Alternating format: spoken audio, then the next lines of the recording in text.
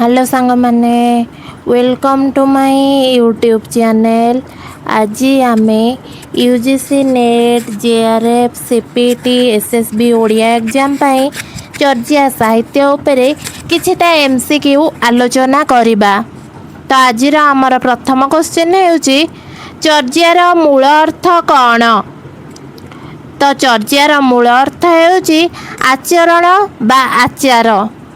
परवर्ती प्रश्न सरहपा सबरपा कान्होपा लुईपा और भुसुकुपा प्रमुख सिद्धाचार्य मानक द्वारा विरचित 50टी गीति कविता किए संग्रह करथिले। तो सरहपा सबरीपा कान्होपा लुईपा और भुसुकुपा प्रमुख सिद्धाचार्य मानक द्वारा विरचित 50टी गीति कविता हरप्रसाद शास्त्री संग्रह करथिले। परवर्ती प्रश्न महामहोपाध्याय हरप्रसाद शास्त्री केते मसीहारे एही चर्या गीतिका समूह को नेपालर दरबार पोथीशालारू पाइथिले।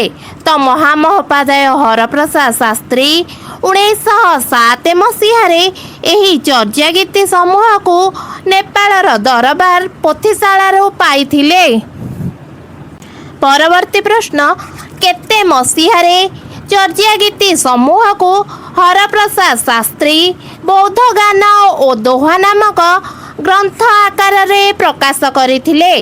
तो 1916 मसीहारे चर्या गीति समूह को हरप्रसाद शास्त्री बौद्ध गान और दोहा नामक ग्रंथ आकार रे प्रकाश करथिले। परवर्ती प्रश्न चर्यापदर भाषा को केउ भाषा कुहा जाए। तो चर्यापदर भाषा को संध्या बा संध्या भाषा बोली कुहा जाए। परवर्ती प्रश्न सिद्धाचार्य मानक संख्या केते। तो सिद्धाचार्य मानक संख्या 84। परवर्ती प्रश्न चर्या गीति कोशरे संकलित 50टी गीतिकार केते जन रचयिता सिद्ध कविंक नाम मिले।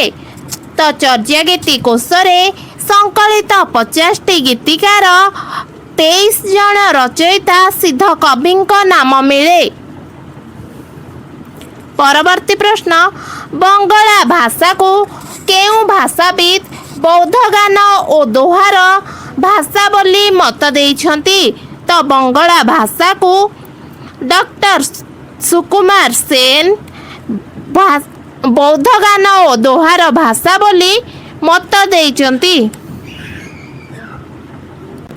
परवर्ती प्रश्न चर्या गीति कोशवृत्ति ग्रंथर रचयिता किए। तो चर्या गीति कोशवृत्ति ग्रंथर रचयिता मुनिदत्त। परवर्ती प्रश्न बुद्धिस्ट माइस्टिक सॉन्ग्स ग्रंथरे मध्य चर्या संग्रहर मूल नाम आश्चर्य चर्याजय बोली किए ग्रहण करिसंती। तो बुद्धिस्ट माइस्टिक सॉन्ग्स ग्रंथरे मध्य चर्या संग्रहर मूल नाम आश्चर्य चर्याजय बोली डॉक्टर मोहम्मद शहीदुद्दौला ग्रहण करिसंती। परवर्ती प्रश्न चर्याचर्य विनिश्चय सरहपांक दोहाकोश कान्होपांक दोहाकोश डाकान्नब आदि 4 गोटी पांडुलिपि केउ ग्रंथरे स्थानित होइछि। चर्याचर्य विनिश्चय सरहपांक दोहाकोश कान्होपांक दोहाकोश डाकान्नब आदि 4 गोटी पांडुलिपि बौद्ध गान और दोहा ग्रंथरे स्थानित होइछि। परवर्ती प्रश्न केउ गवेषक भारत रे अवस्थिति समय रे नेपाली भिक्षु मानक ठारू अनेक गुड़िए गीतिका संग्रह करथिले। तो डॉक्टर आर्नोल्ड बाके भारत रे अवस्थिति समय रे नेपाली भिक्षु मानक ठारू अनेक गुड़िए गीतिका संग्रह करथिले। ପରବର୍ତ୍ତୀ ପ୍ରଶ୍ନ ଚର୍ଯ୍ୟାକାର ମାନଙ୍କ ଦ୍ୱାରା ରଚିତ ଗୀତିଗୁଡ଼ିକ ଚା ଚା ଗୀତ ନାମରେ କେଉଁଠାରେ ପରିଚିତ? ତ ଚର୍ଯ୍ୟାକାର ମାନଙ୍କ ଦ୍ୱାରା ରଚିତ ଗୀତିଗୁଡ଼ିକ ଚାଚା ଗୀତ ନାମରେ ନେପାଳରେ ପରିଚିତ। ପରବର୍ତ୍ତୀ ପ୍ରଶ୍ନ କାହାର ଚର୍ଯ୍ୟା ଗୀତିକା ଗୁଡ଼ିକ ପ୍ରଥମେ ପ୍ରକାଶିତ ହେଲା ବେଳେ ତାର ଶୀର୍ଷକ ଥିଲା ହଜାର ବଛରେ ପୁରାଣ ବାଂଲା ଭାଷାୟ ବୌଦ୍ଧ ଗାନ ଓ ଦୋହା। ତ ହରପ୍ରସାଦ ଶାସ୍ତ୍ରୀଙ୍କ ଚର୍ଯ୍ୟା ଗୀତିକା ଗୁଡ଼ିକ ପ୍ରଥମେ ପ୍ରକାଶିତ ହେଲା ବେଳେ ତାର ଶୀର୍ଷକ ଥିଲା ହଜାର ବଛରେ ପୁରାଣ ବାଂଲା ଭାଷାୟ ବୌଦ୍ଧ ଗାନ ଓ ଦୋହା। ପରବର୍ତ୍ତୀ ପ୍ରଶ୍ନ କାହା ମତରେ ସନ୍ଧ୍ୟା ଭାଷାର ଅର୍ଥ ଆଲୋ ଅନ୍ଧାରୀ ଭାଷା? ତ ହରପ୍ରସାଦ ଶାସ୍ତ୍ରୀଙ୍କ ମତରେ ସନ୍ଧ୍ୟା ଭାଷାର ଅର୍ଥ ଆଲୋ ଅନ୍ଧାରୀ ଭାଷା।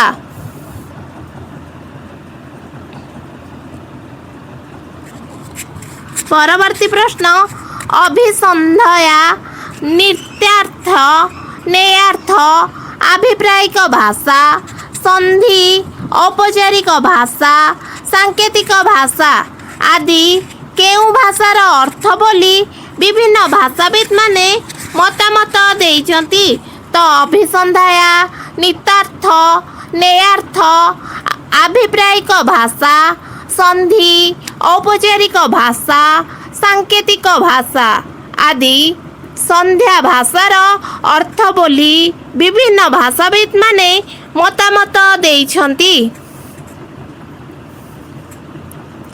ପରବର୍ତ୍ତୀ ପ୍ରଶ୍ନ ସୁକୁମାର ସେନ ବୌଦ୍ଧ ଗାନ ଓ ଦୋହାର ଭାଷାକୁ କେଉଁ ଭାଷା ବୋଲି କହିଛନ୍ତି? ତ ସୁକୁମାର ସେନ ବୌଦ୍ଧ ଗାନ ଓ ଦୋହାର ଭାଷାକୁ ବଙ୍ଗାଳୀ ଭାଷା ବୋଲି କହିଛନ୍ତି।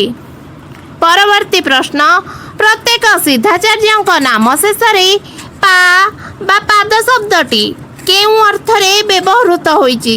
ପ୍ରତ୍ୟେକ ସିଦ୍ଧାଚାର୍ଯ୍ୟଙ୍କ ନାମ ଶେଷରେ ପା ବା ପାଦ ଶବ୍ଦଟି ସମ୍ମାନ ସୂଚକ ପଦ ଭାବରେ ବ୍ୟବହୃତ ହୋଇଛି। ପରବର୍ତ୍ତୀ ପ୍ରଶ୍ନ ମହାପଣ୍ଡିତ ରାହୁଳ ସଂସ୍କୃତାୟନଙ୍କ ମତରେ କିଏ ଆଦି ସିଦ୍ଧ ଭାବରେ ପରିଗଣିତ? ମହାପଣ୍ଡିତ ରାହୁଳ ସଂସ୍କୃତାୟନଙ୍କ ମତରେ ସରହପା ଆଦି ସିଦ୍ଧ ଭାବରେ ପରିଗଣିତ।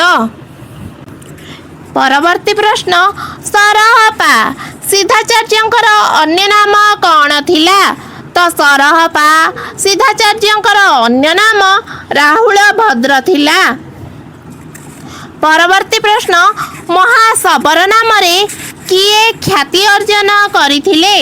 ମହାସବର ନାମରେ ସରହପା ଖ୍ୟାତି ଅର୍ଜନ କରିଥିଲେ। ପରବର୍ତ୍ତୀ ପ୍ରଶ୍ନ ସରହପାଙ୍କ ଶିଷ୍ୟ କିଏ ଥିଲେ? ସରହପାଙ୍କ ଶିଷ୍ୟ ସବରୀପା ଥିଲେ। ସବରୀପା କାହାର ଗୁରୁ ଥିଲେ? ସବରୀପା ଲୁଇପାଙ୍କର ଗୁରୁ ଥିଲେ। ପରବର୍ତ୍ତୀ ପ୍ରଶ୍ନ ଶାନ୍ତିଦେବ କେଉଁ ସିଦ୍ଧାଚାର୍ଯ୍ୟଙ୍କ ଅନ୍ୟ ନାମ?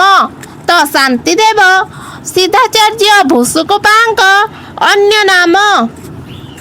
ପରବର୍ତ୍ତୀ ପ୍ରଶ୍ନ